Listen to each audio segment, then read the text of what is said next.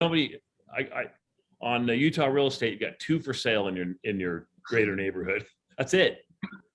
Well, so get this. I have someone who, so my neighborhood is new and we have single family homes, we have starter homes, we have larger homes. So a good like spread of different options. And so it's very, very normal for someone to say, hey, I want to like upgrade my house, right? Right. So I get a message from a neighbor of mine and they say, hey, I know of a home that's coming up for sale and I want to upgrade, right? So before it even hits the market, they're getting under contract and then they need to sell. And then I have like 4 people who I know who want to buy. So there's a lot of activity that's going on, but it's not even hitting the MLS just because it's under contract by word of mouth before it even gets there. So the importance of kind of knowing someone and having someone who's involved in the market that you want to be in is really important right now. Just because I can't imagine doing this on your own. Because if you look right here, oh, you don't see my screen yet. Well, I'll let you share your screen. Hold please. Liz, welcome. I think you're already the host. Are you already the host?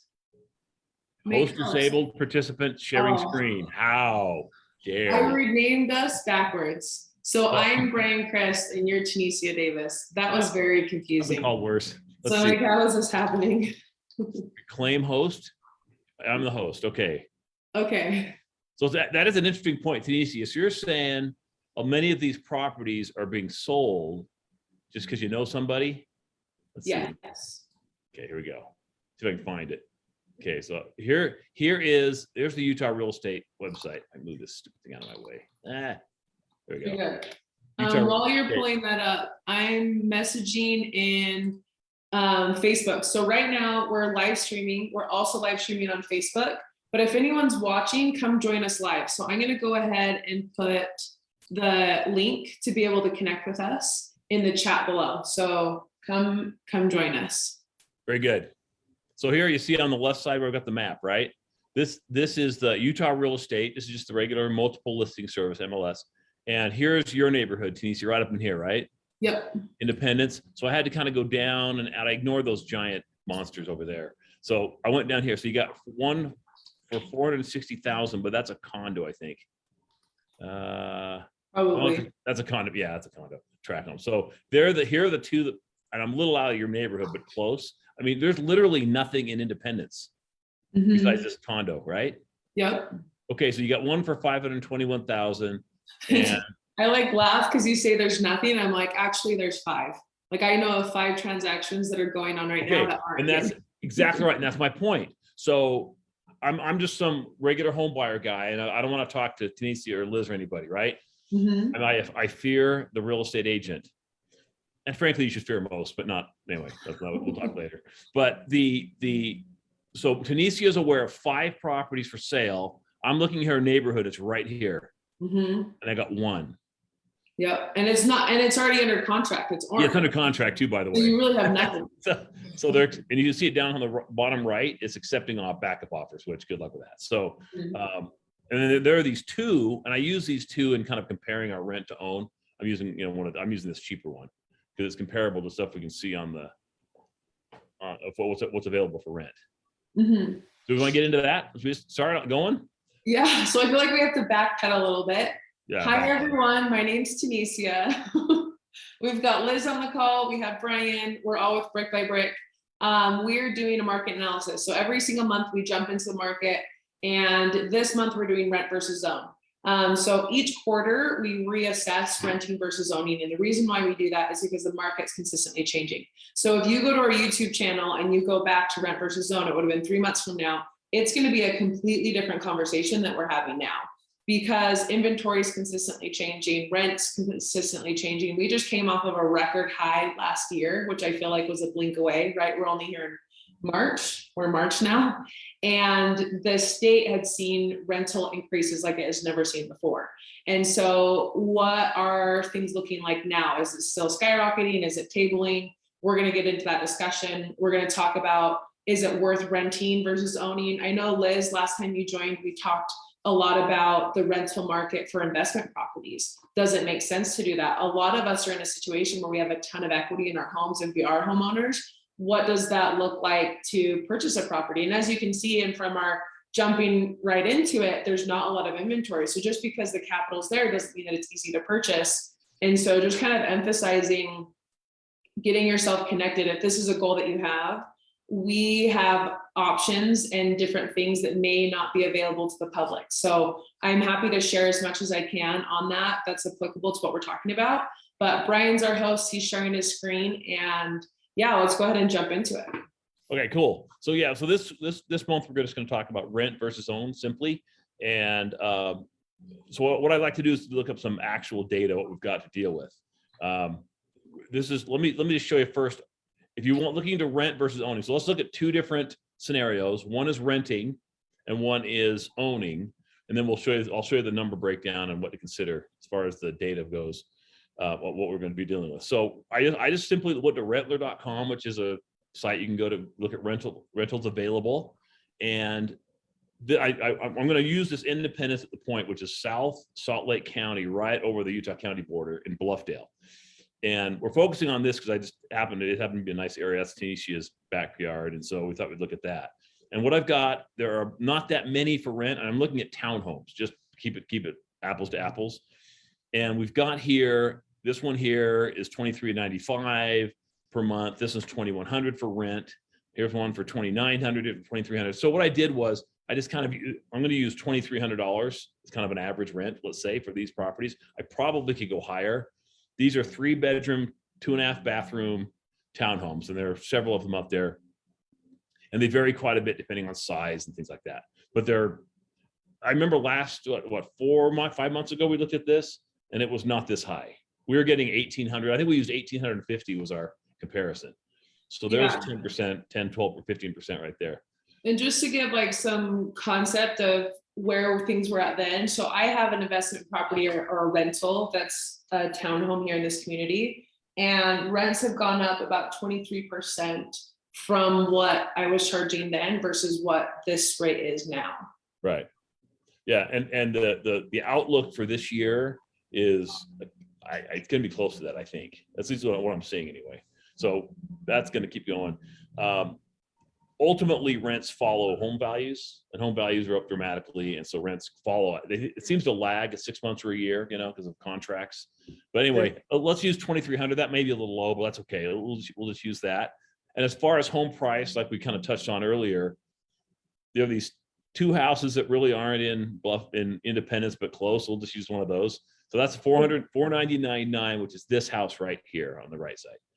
So it's townhome, 3-bedroom, 3-bathroom, 2.5 bath, whatever. Okay, so that's one. Now, the question is, do you buy or do you rent? And it's a lot of factors go into making that decision as a home buyer. But we want to kind of quantify it down. Many folks are not in a position to buy yet. That's okay. We can figure all that out, but we'll at least take some of the guesswork out of it and make a side-by-side comparison. So let's look at the version of this. And I've got Sydney on there. This is ode to Sydney, who's not here today. Should have put Liz, should have put you on there. Anyway, here's the analysis that we do. We do these all the time. And it's one of the things we like to look at when considering renting or buying. And what we consider is a few things. So first of all, this is that example we looked at, the two houses. So if you want to rent, here's that $2,300 right there. You can rent it for $2,300. We figure you're going to have what's called renter's insurance. And that's essentially is a relatively inexpensive policy that insures your contents, your stuff. So if the thing burns down, your equipment, your computers, stuff like that are covered. So let's call it $30 a month. So your overall rent may be $2,330 per month. Now, if you buy this house for $499,900 and you put a minimum of 3% down, then here's what you're looking at in terms of payment. The principal and interest payment on the loan itself, which I'll show you down here in a second, is about $2,280. You add in your property taxes, insurance, things like that, and even throwing in $50 a month for maintenance. You have to fix a countertop or something, but we'll kind of figure that in as well. And you end up about $2,889 a month, which is about $500 a month more than rent. You're thinking, gosh, I should rent, right? Well, maybe, but let's take a look at it.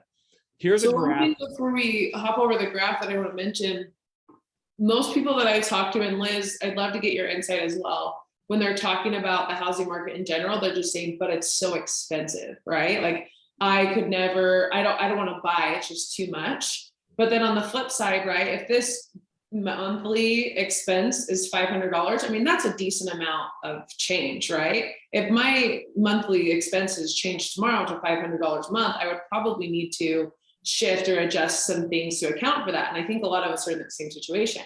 But in this same community, I have friends that are renting, and one of them specifically, this is a little bit probably steeper of an example because she's in a single family home. But her landlords came and they're increasing their mortgage $500 a month.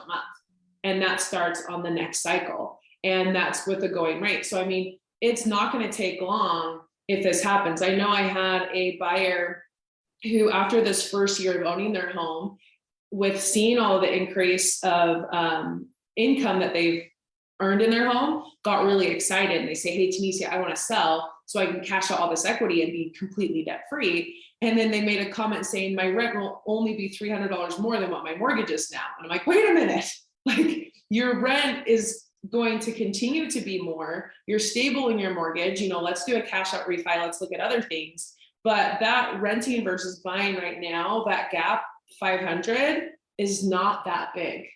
What are your experience, Liz, as far as people talking about, well, I don't want to buy, it's too expensive? Because for me, I'm like, actually, it's going to be the same, if not cheaper, than what you're going to be paying anyways, right?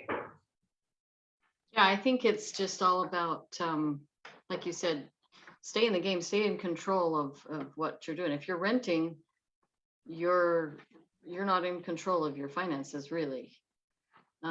If you own, if you have some equity that's yours, then you can have control over what you're doing with it. Get in the game. Sure. I told my excited client, I'm like, if you're hell bent on selling your place, I'm like, and getting a rental, then just rent your place, go get your own rental, but at least like keep it, because it's going to be an asset that you can kind of roll and use. So in looking at this, even though it's upside down for me, when I'm looking at how quickly things are changing, and a lot of people are thinking, okay, well, what is this year going to do compared to last year? Well, we opened up looking at the inventory. The inventory problem is still not gone away. And if there's not enough homes, that's going to support demand. And the more demand there is, the higher the price goes. So we're going to see a very similar year this year as we did last. There's going to be some extra flair and sparkles and sprinkles and different things that we don't know about, right? But kind of those standard foundation blocks, a lot of them are similar. And so when I'm looking at this, if you're upside down, and Brian's going to jump back into this graph, the risk of staying where you're at, like Liz had said, you don't have control. And two, you're really close to being apples to apples right out of the gate. Yeah. And that's an interesting point, because what Liz says, you have no control. You're absolutely right as a renter, because the rents are going to be a function of what the landlord has to pay. The owner of the home has to pay for financing and home value and all that kind of stuff. And when home values increase, rents have to follow that. And as interest rates have been increasing lately, right? Because it's over the last several months, 6 months or so, interest rates have been increasing. That's going to increase the landlord's cost of owning that house. Mm-hmm. And so it's going to follow it, and it's going to keep going up. And so here's what we're looking at now. Notice that there's about a $550 difference in payment, like you said. And so we said, yeah, well, that's higher. And you said, well, I don't want to pay that. Okay, that may be. But look at this graph here, shows kind of get an idea of what just in terms of monthly payments year over year for the first 10 years. Sure. We're going to bite this off in a 10-year chunk. So here is your 2880. Now this is your mortgage payment, and down here is your rent payment. So you can see years 1, 2, 3, and it starts evening out about year 3, that your rent is going to increase every year. I can almost guarantee that, right? Sure. What I can also pretty much guarantee is your payment's not going to change very much. Your property taxes in this number here will go up slightly, but not that much. So that's going to stay effectively even, and you're going to end up being ahead after about 3 years. So Brian, quick question for you on property tax. So I know we're like in the middle of tax season. Yeah. We all like just experienced record highs. So in general, usually the county or what's calculated for your taxes is quite generous. So you'll notice if you get a CMA for me versus what it says on the county records, there's going to be a drastic difference, which to you and to us who own homes, we're applauding that, because the lower that number is on that side, we pay less in taxes. Yes. But I feel like with the way things have skyrocketed, there's got to be a little jump up in that, right? Yeah, and there is. Yeah. And so like if I'm thinking, okay, because I'm just curious now, I'm doing all my taxes and I'm thinking, oh woof, what is my payment going to be now? Could you give us like a dollar figure in general? Because you can give me a percentage and I don't even know what that means. Well, I'll tell you exactly. My taxes on my house went up. My house value went up probably like everybody else's 25% or some stupid number last year, right? The county raised my property taxes went up just about exactly 10%. The tax. So it went up about $200. Well, not that much. 190, I think was what it was, $200. So that's over a year. That's $200. Yeah, so $200 divided by 12 is what? 160, right? A month? See, where are you getting it? Sorry, $16. There we go. I had a zero. So it went up about $16 a month. Told me not to panic. I'm the number guy. What do I know? But so yeah, so you round up to $20 a month, so a couple $100 per year. Sure. But your typical house, and if your house in a townhome like this in Bluffdale, I'll have to look it up and see. But the Utah counties, like all the counties in Utah, are different than other states. There's a lot of downward pressure on property taxes. We have one of the lowest tax rates in the country for property taxes. Under Utah. So, yeah, don't tell them. We'll keep it. This is a private. Oh, yeah, we already have issues with demand. Don't come here. Don't come here. Yeah. So, but yeah. So you're going to see this number go up a little bit, but it's really not much. Sure. Not that much. And homeowners insurance rates just tend to stay pretty flat unless you have a big claim or something, or a couple claims like I did, and they drop you. But that's another story. So, so what we do is this is a good apples to apples, essentially the same properties we're looking at, and this is just in terms of payments over time. Now, here's what we're assuming. We're assuming an annual rent increase of 8% per year. What was last year, Tanisha? What was it? The rent? Oh, for the year, I think we averaged something. I mean, around 30-ish in our area. Salt Lake County was 30% or 28 point something. Yeah. Yeah, there were pockets that went up to a high of 61%. I think was the highest for the state. There were some as low as like 14. And I say as low as 14, and we're looking at this annual increase of 8%. That's still double, right? But I like looking at this as a worst case scenario. We are being so conservative here. We're putting you in the worst case. So that way, if and when things are better, awesome, you're going to break even at the end of year 2 or year 1 versus year 3, right? Yeah. So what's awesome about this sheet that we're looking at is every single field is customizable. So if you say, okay, I want to look at an increased rate of X amount, or I want to look at the property taxes here, like every single field, we can adjust to your unique situation. So we can paint the perfect picture. And at the end of the day, we're not trying to convince you of anything. We're not saying this is right, this is wrong, this is bad, this is good. We just want you to know all the facts so you can make an educated decision. And so understanding what rental rates are doing, that's a part of it. Understanding what appreciation is doing, that's a part of it. My little sister owns a townhome in the same community. She bought about 2 years ago. And right now she's doing a cash out refinance. She can get up to 80 to 120 grand from her townhome to roll into a business venture that she's doing. So it's a leverage. And so if you're renting, that's opportunities that you don't have. Again, it's not good or bad. It's just a marker on the table that you get to move and say, okay, this is how important this is to me. These are the opportunities I want to get. And this is where I put myself in the best situation to obtain those opportunities. Right. Right. And so we're, so this, the analysis we use being conservative, kind of a conservative way of looking at it, really favors, it's really conservative to the renting side. Because if you look at down here, that's because the monthly payment you make is just one of the things to consider. There's also appreciation and some other numbers we want to look at. So here's the other thing we look at. In terms of cash flow over 10 years, and under these numbers, you'll spend $54,000 more renting, just in terms of monthly outflow of cash every month, over that time period.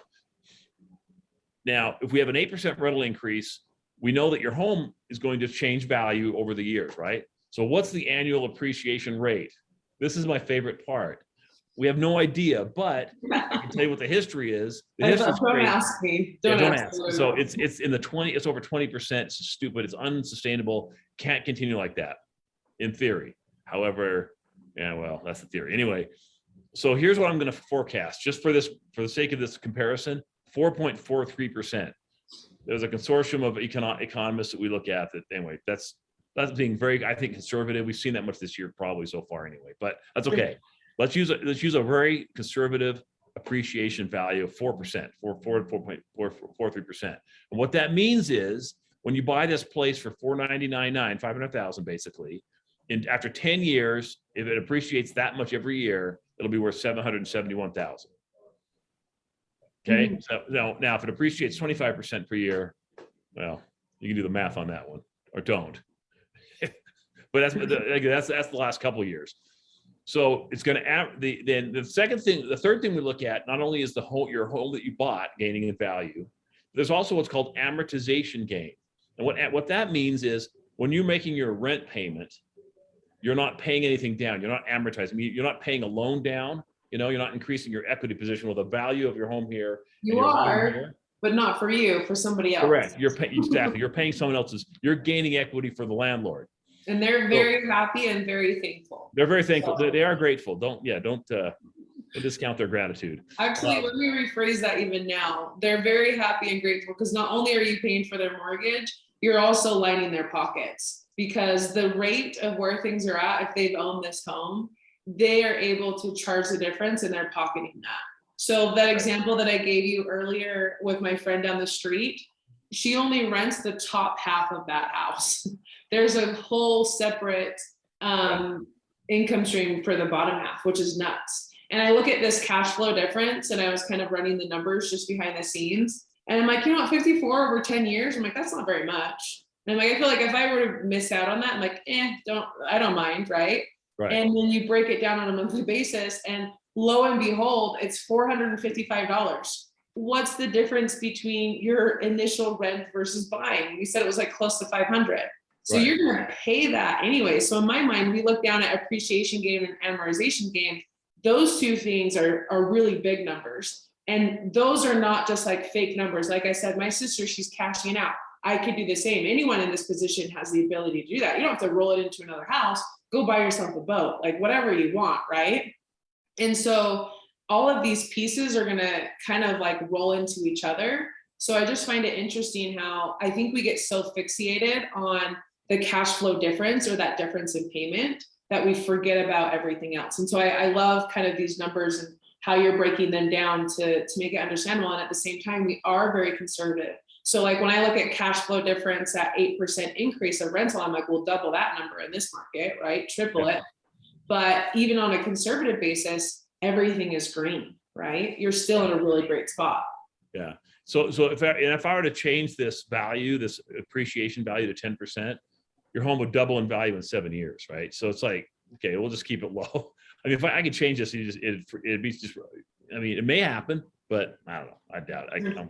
So let's just say conservative. So that there's that. There's the amortization gain, which is essentially when instead of making a rent payment, you're making a mortgage payment, and you're paying your mortgage balance down every month by after 10 years, $104,000, $105,000. That's a gain. So when you take all those elements and put them together with our conservative little wimpy numbers, the total gain of buying a home is $380,000 over 10 years. Under extreme conservatism. That's the word. Extreme conservatism. I think so. Yeah. I mean, you can massage these numbers any way you want, but I don't like to do that because it's.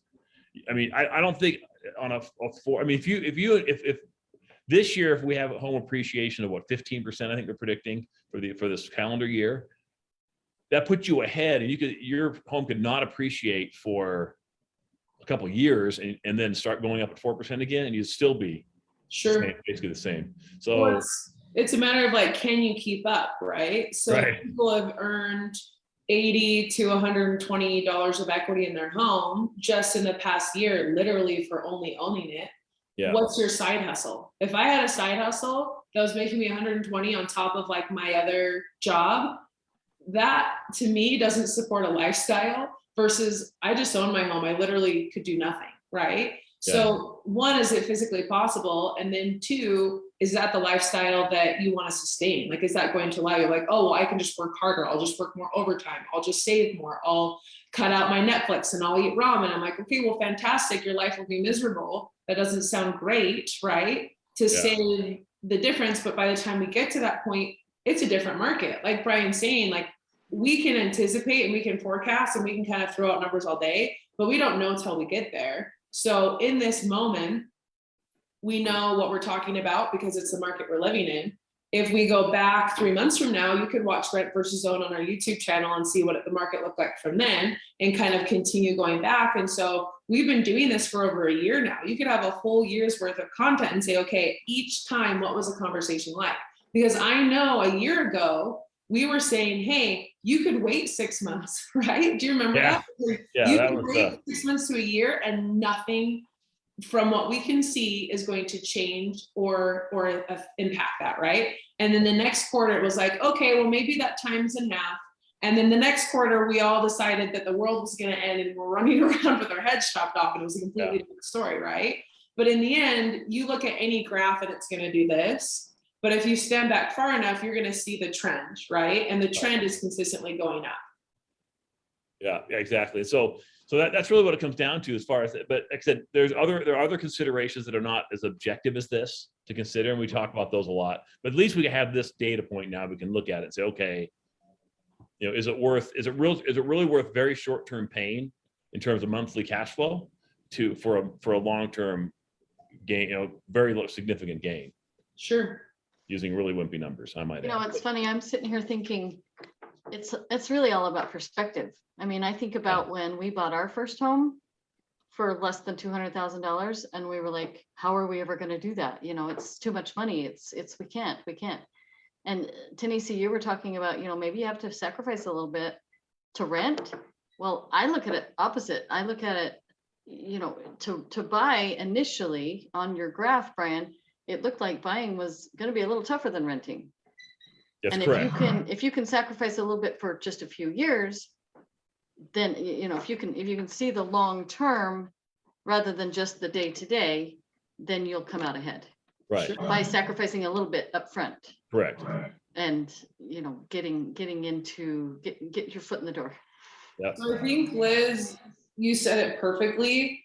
Like I just want to emphasize the words too much because I feel like that's relatable. When I first bought our house, it was too much. Like we were barely skimping in. We're like, okay, well, maybe we'll get a job raise at some point. Maybe I could do some crafting. I don't know, right? But it was it felt like too much. It was very, very uncomfortable. It was not easy. It was not like I'm going to buy a house today and that's fantastic. And yes, you get pre-qualified, but you look at those numbers and you do a hard swallow and you're like, holy frick, this is not comfortable. This is too much. And to know that that's how the majority of us feel, we're on a different side of the table now, right? Liz bought her home for $200,000. I bought my home for what the townhomes are getting ready to sell for.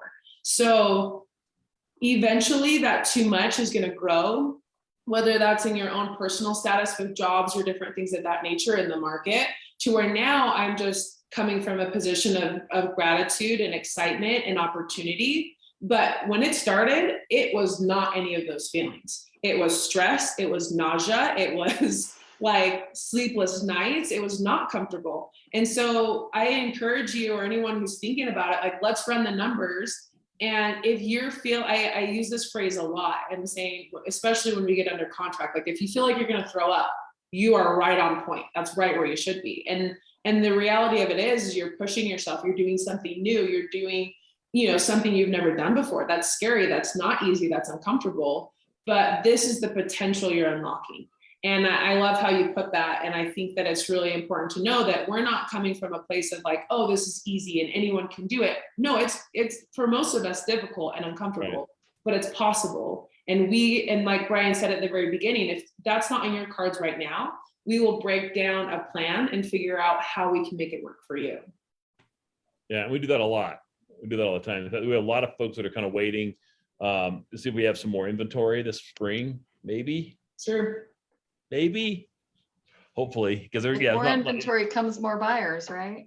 yeah, exactly. Yeah, see, but you want to be ready to go. I mean, if you're looking at homes right now online and you think, okay, as soon as I see that house, I'm going to go. It's Oh, not boy. that you can't just go. I mean, you've got to be ready to go. And the buyers, and Tanisha and Liz can both tell you this, the buyers who get these offers accepted are the most prepared. I mean, they are. You know, they got their pre-approvals done, ready to go, and they're just waiting to find that house. Definitely. Yeah. And Yeah. especially if like you're using a third party platform. So for example, we use the MLS, which is Utah Real Estate. Oh my goodness, there we are. And that's going to update pretty close to real time. There's a Yeah. little lag, but Zillow is going to be 24 hours behind. You know, other third party sites are going to take some time to propagate over. And honestly, in this market, sometimes you don't have that window. So if you're like Brian had mentioned, I don't want to work with an agent, I just want to do this on my own, fantastic. You have the complete ability to do that. But just be aware that the tools you are utilizing may not be up to date with real time and may not be putting you in the best position. Because if you show up to the party late, a lot of times you're not going to be able to catch up. Yeah. So Yeah, yeah. You mentioned those third-party sites. There are a million of them out there. Zillow, in particular, which is the most popular sure. by far, they do not have real-time MLS data from the Wasatch Front and Multiple Listing Service. They get chunks of data. I don't know how Sure. often, but it's not And real it's time. great user experience. It looks fantastic. It's easy. Like, I'm not saying don't use it, just be aware. I think it's an awesome tool. Yeah. And what's nice too on the buying side, those of you who haven't purchased a home before, whenever you close on your home, you have your closing costs. So those fees, the seller will cover those real estate fees for both the buyer and the seller in most cases. So whenever you're working with an agent and you're looking to purchase a home, those closing costs are costs that are already covered by the seller. So you don't need to add another barrier of why you can't do this because you can't afford to hire someone, because in most cases, there won't be a cost associated with that. Right. To utilize Brian to get this report run, to give us a call, how much is it going to cost you? Nothing. It's completely Zero. free. We do this for everyone. Brian runs credit repair. He runs finance reports as far as getting you in the best situation possible. So really, even if you don't think you're there, at least get a blueprint, get an idea of what you're looking at.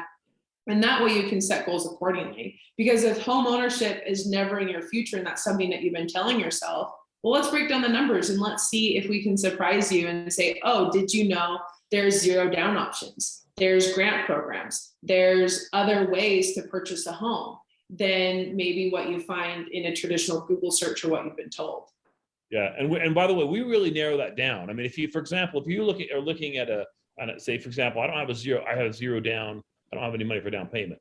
And I was okay, good. This is what we can do. And we set up that blueprint Tanisha just talked about. And we said, okay, here's what you can do. Here are the specific, it even gets down to the specific cities that you're eligible for, depending on, most cities have grant programs. So if we say, okay, South Jordan, for example, has this great loan to own, they call it, or a down payment assistance program. So we need to, and Taylorsville has one, and Payson, Utah has one, right?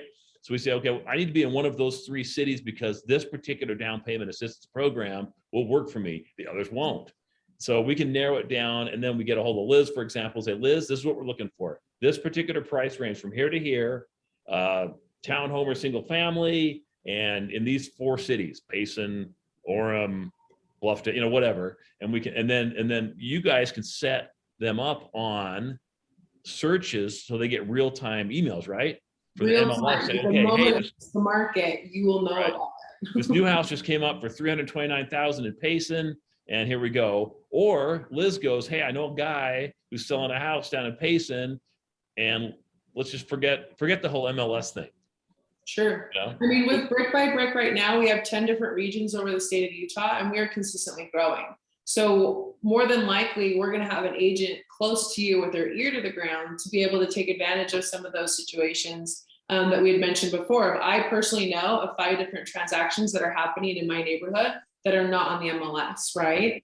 And like Liz had said before, you know, being uncomfortable, maybe that means living somewhere where maybe isn't your first pick for a short period of time before you can roll it over. So when I first was married, we owned 3 different homes. They were not in my perfect scenario, right? But I was younger, I didn't have kids at the time, or our kids were young enough that we didn't mind moving. We weren't thinking about school districts or anything of that nature. And so for me, it was the perfect opportunity to be uncomfortable, right?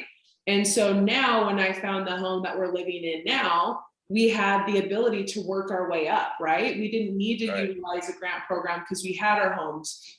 We had the equity, we had options that we could kind of like mash together to get here. But again, to get this house, it was not easy. It was too much. We had to sell all of our investment properties, everything, to be able to like skimp in by our teeth here. And now we're reaping the reward of it, right? But we had to start. What would have happened had you not bought one of those first 3 houses? There's no way. You hated that. I remember that one you hated, right? It was okay, but it was, Sure. but you know what I mean? But had not you like a home run. I mean, Yeah. like we made it work, right? We were happy and it met our needs, right? right? But we knew it was temporary. And I when I talk to my clients, I call them building stone homes, right? This isn't your end dream home. This is just a stepping stone. But without this step right here, there's no way we're going to be able to reach here. Like, can you make an extra 100 grand on the side each year? You know, like we can't bridge that gap on our own. But and not pay taxes on it, by the way. What was that? And not pay taxes on it. So if you wouldn't, I know the house you're talking about. If you Okay. wouldn't have bought that house, you would not be living where you're living today. There's no way. No. And Right? Brian knows. Brian's been my finance guy for what, the past 10 years now? Yeah, exactly. It's been a chaotic mess. It's been like, That's right. well, we bought this, but this job changed, and like all of the loops and circles during that process. I was talking to different lenders because Brian and I didn't have the relationship that we have now. And they all told me that you were on crack. And they're like, there's no way you can do that. That doesn't work. And Brian's like, no. You can utilize X, Y, and Z. You can go through here. And every single time it worked. And every purchase was not easy, but we were able to make it work. So we specifically were doing investment properties. So each year we would move from our primary home. We would buy another home. Because we had lived there for X amount of time, we qualified for a primary home loan, so we didn't have to put 20% down. And we kind of like cycled through this, but then of course life happens and things get thrown in the mix and it gets a little bit messy. But that's what we're here for, is the mess, is to figure out, okay, we have a problem. How do we make this work for us? And it's incredible. Like Brian right now and I are working with a buyer, and they're pre-qualified as a unit for 500,000. As individuals, they're at 300. Their credit is great. They're all pre-qualified. The only problem is one of the spouses doesn't have a credit history. And so how do we get them together, right? Because we need them together. And so Brian spent the last 2 weeks calling their bank, escalating things, figuring out how we can get her on the credit to show the report to blah, blah, blah, pretty much being like Superman ninja style. And we're getting there, right? But that's the extra time. Those are the extra things that you might not be able to utilize with any lender. And so be aware of who you're using, be aware of their resources, be aware of what they're willing to do to allow you to reach your dreams, because that was not easy, but that's an everyday normal for Brian. So if you have questions, we have answers. We just need you to go first. Yeah, that's what you got to do. There you go. Liz, do you have anything else that you want to throw in, or things? I was just thinking, as you were saying, we're here to help with the mess. So true. So true. Real estate transactions, they're just messy. I tell most of my buyers, you know what, just count on something. Don't know what it's going to be. Sure. Just brace yourself for something. And just having been through, seeing a lot, it's easier for us to try to kind of navigate the mess than maybe somebody who hasn't done it before. Exactly. We're experienced. We've done this for a minute. We're happy to help, and we're not scared of a challenge. So we have got next month, we'll be back up here. We'll be streaming again. So if you have any questions, shoot us a message, tag me in the post, and I'm happy to address them. If you want to do this analysis for you, let us know. So Brian, what's the best way for someone to get in contact with you? You can just give me a call. Or be posting What's the your numbers. number? Are you posting the numbers? Is that the plan? Scroll back to the top of your screen there. It's right There we there. go. There's my information right there. You just give me a call. I Okay, sell the Liz, board. Liz, give us your number, the best number to call to get in contact with you. 801-725-3869. Okay, you got it. You've got multiple options. We're here to help. And we'll see you guys next month. All right, sounds good, guys. We'll see ya. Okay, See ya.